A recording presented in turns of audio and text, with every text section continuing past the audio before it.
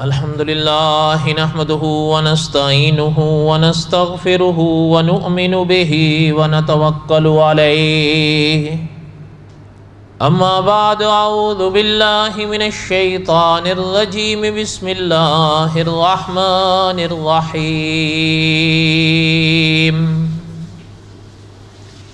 إنما يخشى الله من عباده العلماء ان اللہ عزیز غفور وقال النبی صلی اللہ علیہ وسلم العلماء ورثۃ الانبیاء۔ جو حادثہ ہوا کل اس کی اب تلافی ممکن نہیں ہے۔ یہ ایسے قحط کا دور ہے اور ایسے دور میں ایسی شخصیات کے چلے جانے کے بعد حالات کے مد نظر پھر ویسوں کا آنا اب ممکن بھی نہیں ہے۔ دنیا میں سینکڑوں لوگ جنم لیے اور چلے، سینکڑوں لوگ جنم لے رہے ہیں، چلے جائیں گے، لیکن یہ انسانوں کی بستی جسے دنیا کہتے ہیں، یہ جب تک اللہ چاہیں گے آباد رہے گی۔ لیکن قاری طیب صاحب رحمۃ اللہ علیہ وہ محتمم دارالعلوم دیوبند فرمایا کرتے تھے کہ ایک مقولہ ہے جسے آپ کے اور ہمارے ہاں کہاوت کہا جاتا ہے کہ موت العالم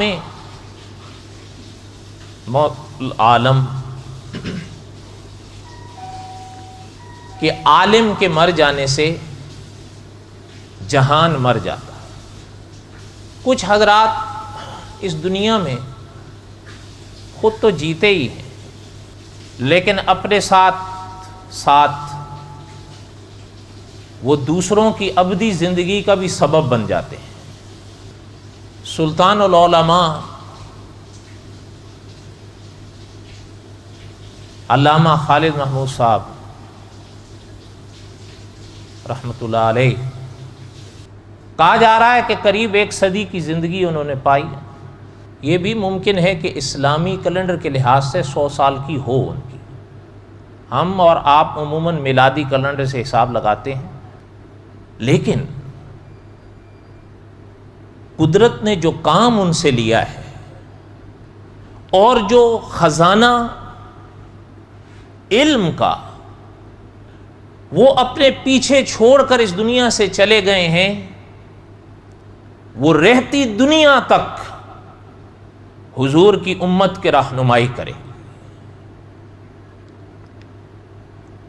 اب میرے اور آپ کا کام ہے کہ ہم اس سے کتنا فائدہ اٹھاتے ہیں۔ کئی سال پہلے میں نے ایک بات عرض کی تھی، اس موقع پر اور حضرات سے بھی آپ سن رہے ہوں گے، کئی حضرات سے آپ نے سنی بھی ہوگی۔ سید عطا اللہ شاہ بخاری رحمۃ اللہ علیہ، شاہ جی رحمۃ اللہ علیہ نے اپنی زندگی میں ایک بات فرمائی تھی جس کا نظارہ عالم نے آنکھوں سے دیکھا۔ میرا اور آپ کا دور فتنہ کو دور ہے، اس لیے کہ بر صغیر میں جب غیر آئے تو ایسے ایسے فتنوں نے جنم لیا کہ الامان والحفیظ۔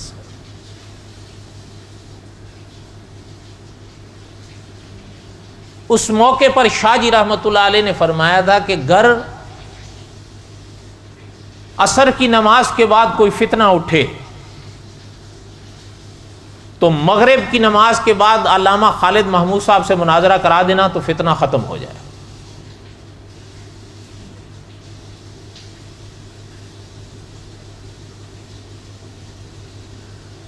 بڑوں کے یہ جملے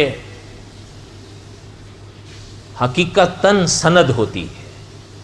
ایک یہ ہے کہ میں اور آپ کسی کی تعریف کریں، چھ معنی، لیکن ایک یہ ہے کہ جب اہل فن بڑے کسی کی سند، کسی کی تصدیق کریں تو فی الحقیقت بڑوں کی تصدیق وہ تصدیق ہوتی ہے۔ آپ سب جانتے ہیں، اپنی زندگی میں کبھی کبھی فرمایا کرتے تھے کہ ہمارے بعد اجالا نہ ہوگا محفل میں، یہ دنیا اپنی آنکھوں سے دیکھے گی۔ اب یہ نہیں ہے کہ امت مٹ جائے گی، امت رہے گی، اس لیے کہ حضور نے فرمایا کہ انا آخر الانبیاء وانتم آخر الامم۔ لیکن تجربہ یہ ہے کہ جو شخصیت پہلے اٹھ گئی پھر ویسی کوئی آئی نہیں۔ علامہ خالد محمود صاحب نے قرآن پاک کے تعارف پر کہ قرآن کیا ہے ایک کتاب لکھی جو 1000 صفحات میں چھپی، اس کا نام حضرت نے رکھا تھا آثار القرآن، آثار التنزیل سے وہ مشہور ہے۔ کتنے صفحات میں ہے؟ اردو میں، اور اس کے پہلے ورق پر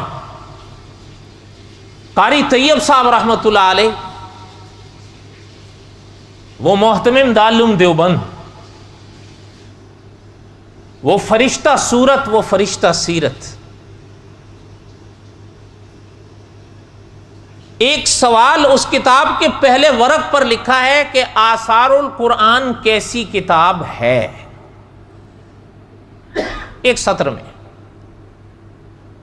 اور سوال ہے یہ آثار القرآن کیسی کتاب، اس کا جواب قاری طیب صاحب رحمۃ اللہ علیہ، وہ جو دارالعلوم دیوبند کے 50 سال محتمم رہے، اس کا انہوں نے اگلی سطر میں پہلا جواب لکھا کہ اس سوال کا پہلا جواب یہ ہے کہ آثار القرآن علامہ خالد محمود کی کتاب رحمۃ اللہ۔ نہیں سمجھ آئی بات؟ میں نے ابھی عرض کیا نا، بڑوں کی تصدیق وہ تصدیق ہوتی ہے۔ علامہ خالد محمود صاحب سے تو عمر میں بہت چھوٹے تھے، میں قاری طیب صاحب کی بات نہیں کر رہا ہوں، آگے جو بات عرض کر رہا ہوں اس حوالے سے کہہ رہا ہوں۔ علامہ خالد محمود صاحب سے تو عمر میں بہت چھوٹے تھے،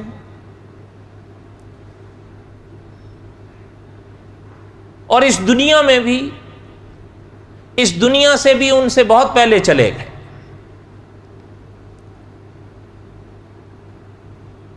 مورخ اسلام مولانا ضیاء الرحمن فاروقی رحمۃ اللہ علیہ، آپ کو یاد ہوں گے،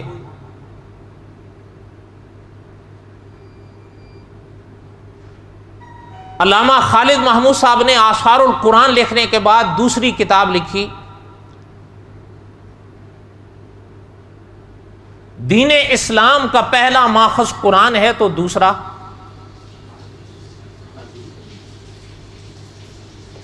دوسری کتاب لکھی آثار الحدیث، وہ بھی 1000 صفحے۔ وہ کتاب جب چھپی تو میں نے عرض کیا کہ وہ عمر میں تو مولانا فاروقی رحمۃ اللہ علیہ، حضرت علامہ خالد محمود صاحب رحمۃ اللہ علیہ سے بہت چھوٹے، اور اس دنیا سے بھی بہت پہلے چلے گئے، لیکن اللہ ذوالجلال والاکرام نے اپنے مقام پر لکھنے کا اور بولنے کا ایک ملکہ بخشا تھا مولانا فاروقی کو، اس لیے آج بھی امت ان کو مورخ اسلام کہتی ہے۔ انہوں نے علامہ خالد محمود صاحب رحمۃ اللہ علیہ کی کتاب آثار الحدیث کے بارے میں ایک جملہ اپنی کتاب پھر وہی قید و قفس میں لکھا تھا کہ علامہ خالد محمود صاحب کی یہ کتاب آثار الحدیث بڑے بڑے کتب خانے پہ بھاری ہے، جس کتاب کو پڑھ کر آپ سمجھیں گے کہ اللہ کے رسول کے فرامین کیا ہیں۔ بہرحال میں ابھی علامہ خالد محمود صاحب رحمۃ اللہ علیہ کی کتابی خدمات کے حوالے سے بات نہیں عرض کر پاؤں گا، اللہ نے اگر موقع دیا، اور دعا کریں اللہ مجھے ہمت دیں، تو میں انشاءاللہ علامہ خالد محمود صاحب کی ایک ایک کتاب کا تفصیل سے تعارف کراؤں گا انشاءاللہ۔ میں نے عرض کیا ہر میدان میں آپ ان کو پرکھیں یا کون ان کو پرکھے، بڑوں نے جہاں ان کو دیکھا، بڑوں نے ہر مقام پر ان کو سراہا۔ اچھا ایک چیز اور بھی ہے، ایک تو ہے نا کہ انسان لکھے، انسان بولے، اللہ تعالیٰ نے لکھنے میں، بولنے میں، مناظروں میں، ہر مقام پر اللہ نے نرالی شان بخشی تھی۔ اچھا میں آپ سے پوچھتا ہوں، عمل مشکل ہے یا نہیں؟ اس میں شاید میں بھی کھڑا نہیں اتروں گا، آپ بھی نہیں اتر پائیں۔ گفتار کے غازی تو میں اور آپ سب ہیں، معاف کیجئے، لیکن بات گفتار کے غازی بننے میں ہے یا کردار کے غازی بننے میں؟ بولو۔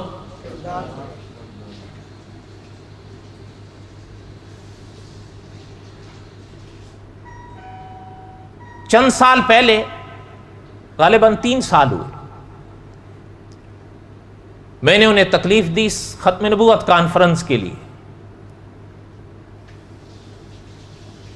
تقریباً 1.5 ماہ لگا ہمیں کوشش میں۔ غور سے سننا بات، 1.5 ماہ کے بعد فرمایا کہ میں آؤں۔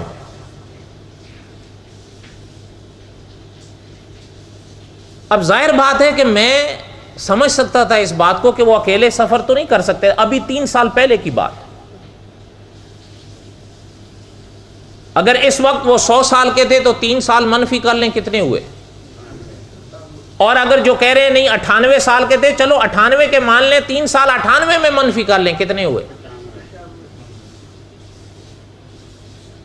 تو میں اس بات کو غور سے سننا میری بات، میں اس بات کو خوب سمجھ پا رہا تھا کہ وہ اکیلے تو نہیں سفر کر پائیں، اور یہ بھی میری سمجھ میں تھا کہ اکانومی کلاس میں بھی نہیں کر پائیں۔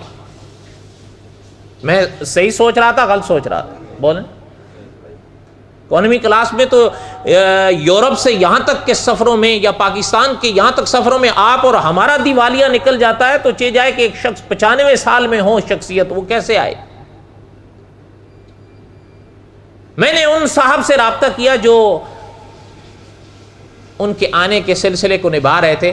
میں نے ان سے رابطہ کرتے ہوئے، دھیان سے میری بات کو سننا، میں نے ان سے عرض کیا رابطہ فون پر، علامہ صاحب رحمۃ اللہ علیہ سے میں نے نہیں کچھ کہا، ان صاحب سے میں نے کہا، یہ چونکہ میرے اپنے تجربے کی بات ہے نا، سامنے کی بات ہے، وہ بتا رہا ہوں۔ میں نے ان صاحب سے کہا، میں نے کہا علامہ خالد محمود صاحب رحمۃ اللہ علیہ اس وقت حیات تھے، میں نے کہا حضرت کے ساتھ کون صاحب آئیں گے؟ کہ جی فلاں صاحب آئیں گے۔ میں نے ان سے کہا آپ ایک کام کرنا، کہ جی بتائیں۔ میں نے کہا ان دونوں حضرات کے ٹکٹ کا بندوبست کر دینا، انتظام، اور بزنس کلاس میں کرنا، پیسے میں آپ کو دے دوں۔ کہ جی ٹھیک ہے۔ میں نے کہا آپ کہیں تو میں ابھی بھیج دوں؟ نے کہا نہیں ہم کر لیں گے، پھر آپ بھیج دیجیے گا۔ بات سمجھ آ رہی ہے؟ اچھا چند دن گزر گئے، اب بالکل علامہ صاحب رحمۃ اللہ علیہ آنے والے تھے، تو مجھے خیال آیا کہ بھائی کئی دن گزر گئے ہیں، اب بہرحال انہوں نے تو انتظام ٹکٹ وغیرہ کا سب کر لیا، تو اب میں پیسے تو بھیج دوں، تاکہ ظاہر بات ہے بزنس کلاس کے 2 ٹکٹ ہوں اور پاکستان میں کوئی صاحب رہتے ہوں وہ انتظام کریں، تو پھر چلیں یہ نہ ہو کہ ان کو پریشانی ہو۔ میں نے ان دوست سے رابطہ کیا اور ان سے کہا کہ بھائی وہ علامہ صاحب کا ٹکٹ ہوگا؟ کہ جی ہو گیا۔ تو میں نے کہا اچھا اس کے وہ آپ مجھے بل وغیرہ بھیج دیں یا جو بھی ٹکٹ کی کاپی ہے، تاکہ میں آپ کو پیسے بھیج دوں۔ کہ جی ٹھیک ہے۔ انہوں نے مجھے وہ رسید بھیجی، جب میں نے وہ رسید دیکھی تو وہ بزنس کلاس کے ٹکٹ نہیں تھے، وہ اکانومی کلاس کے تھے۔ اس وقت 3 سال پہلے کی بات ہے، وہ 2 ٹکٹ بھی میرے حال میں $10,000 میں بھی نہیں تھے، جبکہ بزنس کا تو ایک ٹکٹ جو ہے وہ لگ بھگ 15 سے 20 کے گیڑے میں رہتا ہے۔ اگر 15 بھی مان لیں تو کتنا ہونا چاہیے تھا؟ میں نے ان سے رابطہ کیا ان صاحب سے، میں نے کہا بھئی آپ کے یہ رسید تو مجھے مل گئی، لیکن یہ تو 10,000 ایک ٹکٹ کا ہے۔ کہ نہیں جی دونوں کا ہے۔ تو میں نے کہا میں نے تو آپ سے بزنس کا کہا تھا، تو یہ کہ بھئی بات یہ ہے وہ دوست مجھ سے کہنے لگے میں نے حضرت سے بات کی تھی کہ آپ کا فون آیا ہے اور آپ نے یہ بات کہی ہے، تو میں جا رہا ہوں آپ کے ٹکٹ کا بندوبست کرنے۔ تو علامہ خالد محمود صاحب نے فرمایا کہ بیٹھو، بزنس کلاس کا ٹکٹ انہوں نے کہہ دیا ہے لیکن لینا نہیں، اکانومی کلاس میں چلا جاؤں گا، بزنس کلاس کا ٹکٹ لوگے تو ان کو پریشانی ہو۔ نہیں سمجھ آئی بات؟ یہ نہ جانے کس صدیوں کے لوگ کس صدی میں تھے، ورنہ تھوڑی دیر کے لیے ان کی جگہ اپنے آپ کو رکھ کر دیکھو۔ آپ مانگ بھی نہیں رہے ہیں، سامنے والا آپ کو دے رہا، آپ نے تو بات ہی نہیں کی ہے۔ لوگ کہتے ہیں نا فلاں مولوی صاحب یوں، فلاں مولوی صاحب، ابھی آپ نے دیکھا نہیں۔ یہ علماء ہیں۔ اور میں نے ابھی قرآن پاک کی آیت پڑھی نا، انما یخشی اللہ من عبادہ العلماء، یہ حافظ صاحب بیٹھے، سورۃ فاطر کی آیت ہے۔ اللہ نے قرآن پاک میں ارشاد فرمایا کہ ہم سے جو ڈرتے ہیں وہ ہیں ہی علماء۔ الفاظ پہ آپ غور کر لیں، انما یخشی اللہ من عبادہ العلماء۔ علماء کا لفظ تو بڑا مشہور ہے، معروف ہے، ترجمہ سمجھنے میں تو کوئی دقت پیش نہیں آ رہی ہے نا۔ اللہ نے فرمایا جو ہم سے ڈرتے ہیں فی الحقیقت ہیں ہی علماء۔ اور علماء نے عجیب بات لکھی، علماء نے فرمایا کہ اللہ پاک کی ذات کی جتنی پہچان انسان کو ہوگی، انسان کے دل میں خدا کا اتنا ہی ڈر ہوگا۔ یہ یاد رکھیں، جس انسان کو اللہ کی جتنی معرفت کس کو کہتے ہیں؟ بولو تو صحیح، پہچان کا دوسرا نام ہے، اور کیا ہے؟ جس انسان کو اللہ کی جتنی معرفت حاصل ہوگی اس کے دل میں خدا کا اتنا ہی ڈر ہوگا۔ میرا اور آپ کا تو یہ حال ہے نا کہ 2 فرض پڑھنے مشکل ہوتے ہیں، اتنے لمبے سفر کے۔ آپ ذرا اندازہ لگا لو، لاہور سے آپ دوحہ جائیں اور دوحہ سے یہاں آئیں اور آپ کی عمر 100 سال کی ہو، آپ اندازہ لگائیں اس سفر کا۔ اور اس کے بعد جب لے کر ہم ان کو آئے، مجھے یاد ہے جہاں ہم نے ان کو ٹھہرایا تھا، رات جب ہم پہنچے تقریباً 11 سے 12 بج رہے تھے۔ یقین فرمائیں آپ بیٹھے نہیں، فرمانے لگے میں پہلے وضو کر کے نماز پڑھ لوں۔ میں نے نماز نہیں پڑھی،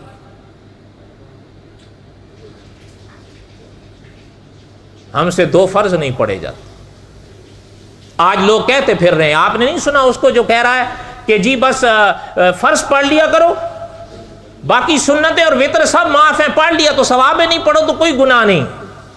لیکن کہنے کا مقصد یہ ہے، اچھا اب اندازہ لگائیں، نماز ادا کی، نماز ادا کر کے فارغ ہوئے، بیٹھ گئے، رات 12 بج رہے، کھانے وغیرہ سے فراغت ہوتے اور ہمیں وہاں سے اٹھتے، میرا جہاں تک خیال ہے 1 سے 1:30 بج گیا تھا۔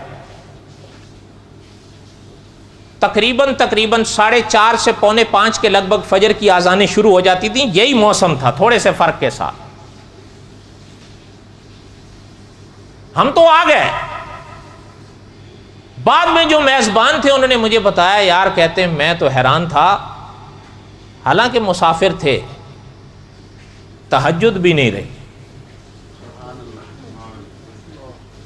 ذرا غور کرو، اب جا کر نماز پھر خود سوچا کرو کہ ہمیں پڑھنی ہے یا نہیں پڑھنی، یہ خود آپ سے، خالی سننے سے تو کچھ نہیں ہوگا۔ اس کے بعد بیٹھے اور پھر فجر کا وقت ہوا، فجر ادا کی، پھر وہ میزبان نے مجھے باقاعدہ بتایا، کہتے ہیں ہم تو آ گئے تھے، وہ تو وہیں تھے نا، ہم نے کہا ان کا دیکھ بھال کے لیے ساتھ رہنا۔ قرآن پاک کی تلاوت کی، سورج نکلا، سورج نکلنے کے بعد جب 20 منٹ گزرے پھر اشراق ادا۔ ہم تو بس ایسا صحیح حال ہے، لیکن ایسے علماء کا اٹھ جانا قیامت کی نشانیوں میں سے۔ آپ نے یہ الفاظ پڑھے ہیں نا، علم اٹھ جائے گا۔ کیسے اٹھے گا؟ ایسی شخصیات اٹھ جائیں، ایسا مجھ سے کل بھی ایک عالم کہہ رہے تھے یار ان کا متبادل اب نہیں. علم، تقوی، طہارت. آپ یقین فرمائیں 100 سال کی عمر میں آپ اور ہم تو بہانے ڈھونڈتے ہیں نا کہ کسی طریقے سے چلو کسی فرض سے جان چھوٹ جائے. وہ جس جگہ ایک جگہ ان کو وضو کرنا پڑا، یہ آنکھوں دیکھیں آپ کو چیزیں بتا رہا ہوں، وضو کرنے کی ضرورت پیش آئی تو جگہ ایسی تھی کہ نیچے پاؤں دھول نہیں سکتے تھے. اس 100 سال کی عمر میں بھی خود اپنے پیر کو اٹھا کر اوپر کی جگہ لگایا، وہ جگہ کا اوپر تھی کافی جہاں وہ ٹوٹی لگی ہوئی تھی، اٹھا کر پیر، وہ دونوں پیروں کو بہت اچھے اطمینان سے دھویا، تب تسلی ہوئی کہ ہاں اب وضو ہو گیا. پھر وہ آیت سنے، انما یخشی اللہ من عبادہ العلماء. اللہ نے کیا فرمایا؟ ہم سے ڈرتے وہی ہیں جو علماء ہیں. ہم نے تو آپ نے راہیں کھول رکھی ہیں. اور سچی بات یہ ہے، میں اور معاف کیجئے گا، میں اور آپ دنیاوی لحاظ سے جتنا کام کر لیں اس کو تھوڑا سمجھتے ہیں، آخرت کے لیے تھوڑا سا بھی کام کر لیں اس کو کافی سمجھتے ہیں. میں غلط کہہ رہا ہوں؟ بولو. پہلے سے لے کر آخری تک میں سچ کہہ رہا ہوں. دنیاوی لحاظ سے جتنا کام کر لیں، یار ابھی کہاں، یار ابھی تو کچھ بھی نہیں، لیکن آخرت کے لیے تھوڑا سا بھی کام کر لیں، یار بہت ہو گیا، ورنہ کم از کم کافی تو ہو گیا ہے. اور اس خیال نے ہمارا بیڑا غرق کر دیا. میں نے ابھی عرض کیا، مجھے آج بھی ان کے ایک الفاظ ہیں، ان کی محفل اگر کہیں ملتی تھی نا، حقیقت یہ ہے ان کی محفل میں بیٹھ کے ایمان تازہ ہو جاتا تھا. پتہ ہے، اب بہرحال تراشے ہیں، سن لیں، ترتیب وار میں نہیں چل رہا ہوں، نہ میرے ذہن میں جو آئے میں نے عرض کر دی. دعا کریں اللہ تعالیٰ مجھے بھی آپ کو بھی ان کے نقش قدم پہ چلنے کی توفیق دے. جب اللہ والے تھے، اور میں نے شروع میں کہا کرتے تھے کہ ہمارے بعد اجالا نہ ہوگا محفل میں، اب یہ اندھیرے دیکھیں گے.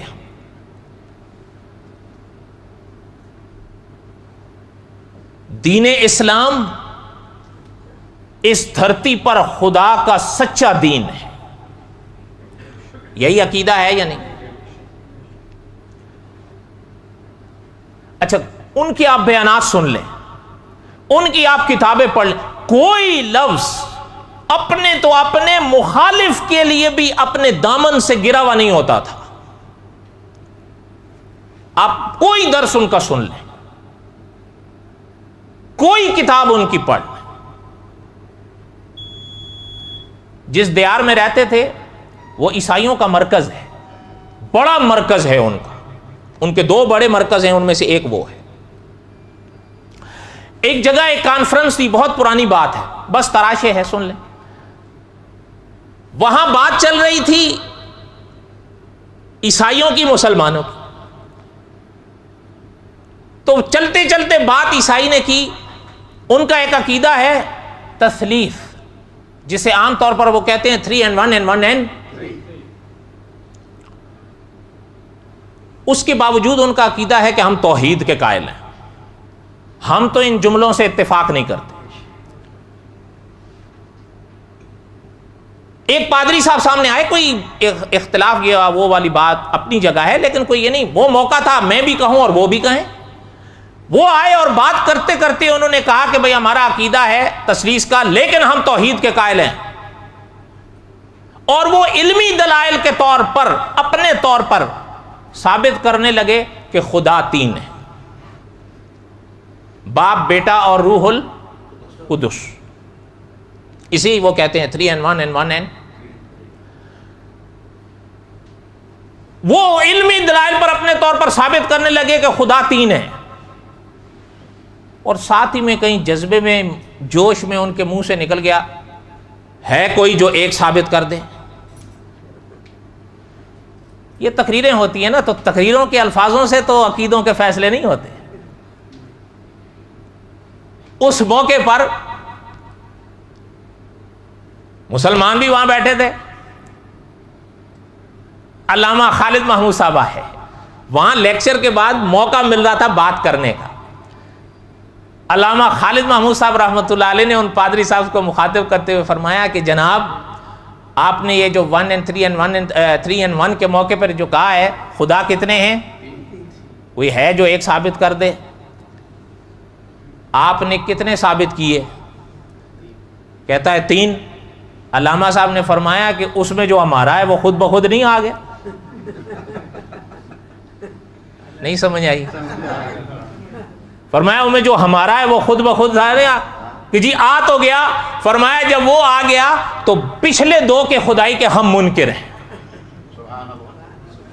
بات ان پر کرو, مدعی تم ہو, ہم کاٹیں گے, دعویٰ تمہارے ذمے ہے. میں آپ سے پوچھتا ہوں, حضرت مریم اور حضرت عیسیٰ کے خدائی کے دعوے دار ہم ہیں یا عیسائی ہیں؟ تو پھر مدعی ہم ہیں یا وہ ہیں؟ تو پھر دلیل ہمارے ذمے ہے یا ان کے ذمے ہے؟ پہلی ذات پہ تو کوئی بحث نہیں ہے نا, جس کو اللہ کہتے ہیں اس ذات کو تو وہ بھی مانتے ہیں اور ہم بھی. تو اتفاق پہ صاحب رشیدیہ لکھتے ہیں بحثیں نہیں ہوا کرتی, اختلاف پہ بحثیں ہوا کرتی ہیں. جو علامہ خالد محمود صاحب نے فرمایا اصول یہ ہے پچھلے 2 جو ہیں ان کی خدائی کے ہم منکر ہیں. یہ صحیح بات ہے یا نہیں؟ آپ اور ہم حضرت عیسیٰ کو نبی مانتے ہیں یا خدا مانتے ہیں؟ حضرت مریم کو آپ اور ہم ولیہ مانتے ہیں یا خدا مانتے ہیں؟ لیکن حضرت نے فرمایا ان 2 کے خدائی کے دعوے دار تم ہو, اس لیے دلیل تمہارے ذمے ہے, ہم کیا کریں گے؟